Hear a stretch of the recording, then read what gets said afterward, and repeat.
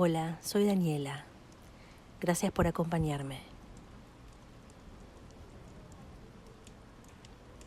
Alexander Humphreys Woolcott fue un crítico teatral y comentarista estadounidense de la revista The New Yorker, miembro de la Mesa Redonda del Algonquin.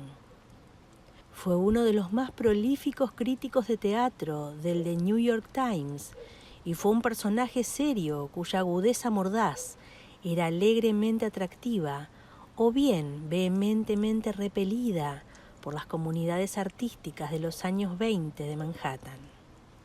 Fue vetado durante un tiempo de revisar ciertos espectáculos de Broadway.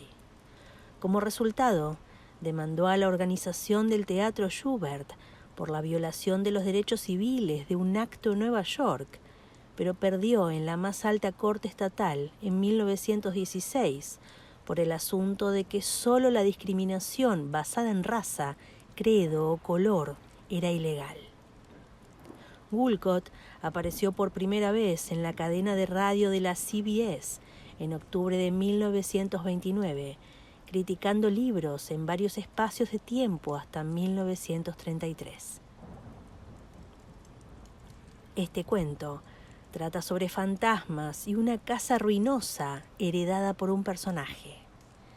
La historia explora la atmósfera inquietante de la casa y la incomodidad del protagonista con la herencia, sugiriendo que los fantasmas no necesitan un entorno específico para manifestarse.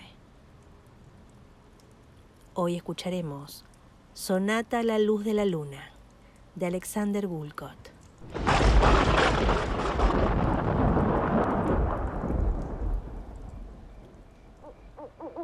Si este informe se publicara en Inglaterra, tendría que cruzar los dedos para escribir un pequeño prólogo que explicara que todos los personajes son ficticios, requisito estricto de la ley británica sobre difamación. Sin embargo, ninguno de los personajes es ficticio, y la historia, contada a Catherine Cornell por Clemence Dane y luego por Catherine Amy, narra lo que, según mi leal saber y entender, le ocurrió a un joven médico inglés al que llamaré Alban Barach. Es el relato de una aventura que hasta ahora no se ha contado. Ocurrió hace 2 años cuando fue a Kent a visitar a un viejo amigo, llamémosle Ellery Cazalet, que pasaba la mayor parte de los días en el campo de golf y la mayor parte de las noches preguntándose cómo haría para pagar los impuestos de sucesión de la mansión familiar en ruinas que había heredado. Esta casa era una prima destartalada de Compton Wine Yates, con tejas de color rojo Tudor que la hacían acogedora bajo el sol del mediodía, y una campana ronca que desde la torre del reloj había estado esparciendo despectivamente las horas desde que Enrique VIII era un jovenzuelo. En su interior, Cazalet solo podía permitirse el lujo de una pareja de ancianos que se ocuparan de él, y los jardines, antaño suntuosos, hacían lo que querían bajo el cuidado de un solo jardinero. Creo que debo arriesgarme a dar el verdadero nombre del jardinero, porque no se me ocurre ninguno que tuviera un sabor tan apropiado. Era John Scriptur, y lo ayudaba de vez en cuando un padre anciano y lunático que en sus intervalos lúcidos salía de su cautiverio bajo los aleros de la cabaña para ocuparse de la lujuriosa extravagancia de los setos. El doctor bajaría cuando pudiera, con la promesa de jugar al golf, largas noches de exquisito silencio y 1 o 2 fantasmas si así lo deseaba. Era característico de su humor un tanto pesado que al escribir para fijar un día se dirigiera a The Cribbs, Sevenoaks, Kent. Cuando llegó, se encontró con que su anfitrión estaba fuera de casa y no volvería hasta altas horas de la noche. Barach cenaría solo con un acomodador despectivo como compañero y no lo esperaría levantado. Su dormitorio en la planta baja estaba bellamente revestido de paneles desde el pie de la cama hasta el techo, pero alguna ama de llaves despistada, bajo el cuarto George, había dado a la hermosa carpintería con una lata de barniz negro. La dote que había traído una novia de Cazalet de la década malva se había invertido en unos cuantos cuartos de baño antiguos, y uno de ellos había sustituido a un armario de oración que antaño daba a este dormitorio. Solo había una vela para leer, pero la luz de la luna llena se filtraba a través de las enredaderas que cubrían a medias las ventanas con parteluces. En este museo, Barach se quedó dormido. No sabía cuánto tiempo había dormido cuando se encontró despierto de nuevo y consciente de que algo se movía en la habitación. Le llevó un momento localizar el movimiento, pero al final, en un retazo de luz de luna, distinguió una figura encorvada que parecía estar sentada con la cabeza inclinada y absorta en la silla junto a la puerta. Era la mano, o más bien el brazo entero, lo que se movía, trazando un recorrido recurrente, aunque irregular, en el aire.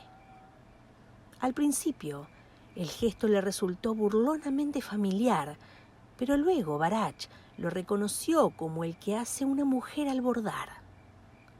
Había una vacilación, como si la aguja estuviera siendo introducida a través de un material tenso y resistente, y luego, cada vez, el tirón largo, rápido y seguro del hilo.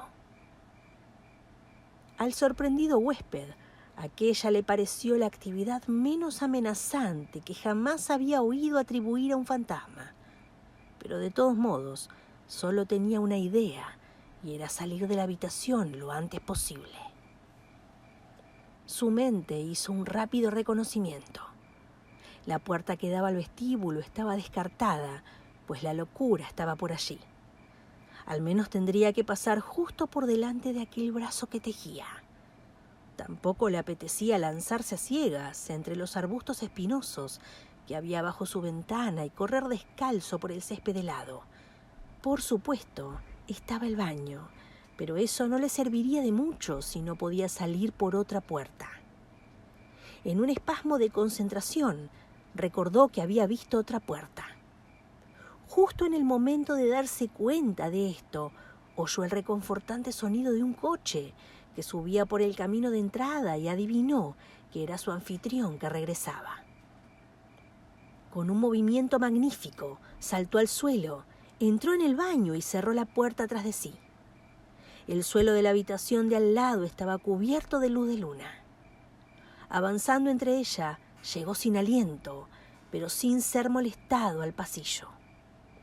Más adelante, pudo ver la lámpara encendida en el vestíbulo de entrada y oír el ruido de su anfitrión al cerrar la puerta principal.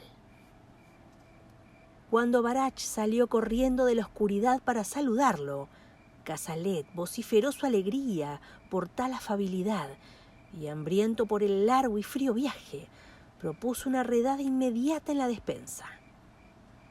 El doctor, ya avergonzado por su reciente pánico, no dijo nada al respecto y se puso a comer.